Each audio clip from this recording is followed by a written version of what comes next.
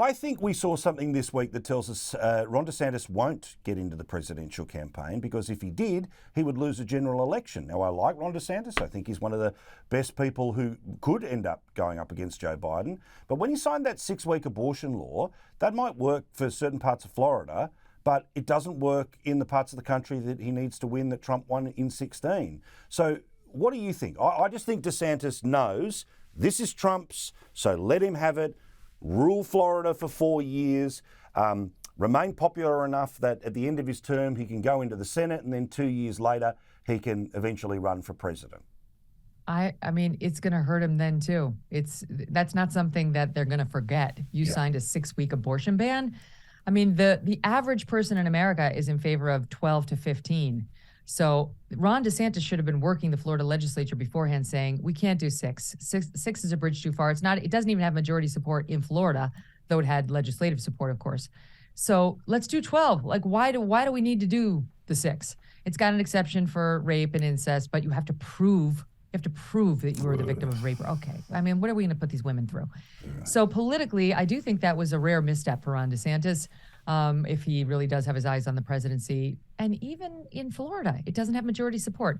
Now, I don't think he's giving up the race. I do think he's still going to run. I think he has very good reason to worry that if he doesn't throw his hat in now, he's going to wind up being Chris Christie, who we all wanted to run back in 2012. He wouldn't do it, and he missed his moment. He went crashing down, and then he wound up publishing a book that sold 400 copies. 400 copies. Okay, so nobody wants to become a Chris Christie politically.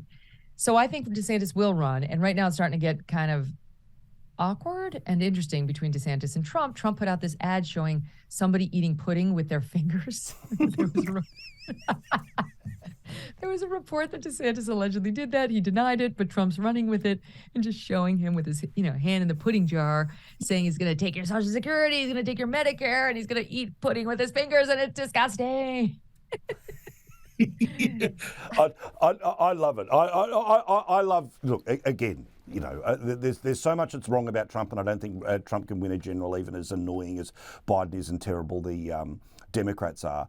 But I really did find that decision for DeSantis just to be a little bit DOA as a national figure who can win an election. Now, I don't understand why he went there. I get it, he couldn't veto, but he had the right lane. He had the right lane with the crossover to the black and Hispanic voter who've had enough of all this woke bullshit.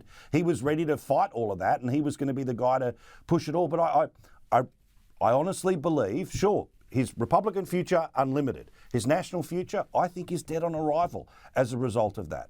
It's definitely been a motivating issue, and I think the Republicans underestimated greatly what a motivating issue it was going to be. They were already hemorrhaging votes with the women in the suburbs. Guess who cares about abortion? Women in the suburbs and their daughters and the young men who are their partners. On a national level, there is not anywhere near majority support. There's not even 1/3 support for an abortion ban of 6 weeks. So you have to think smart. You can't win the election with just Florida.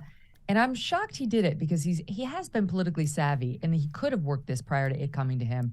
I think you're right. It's deeply going to hurt him.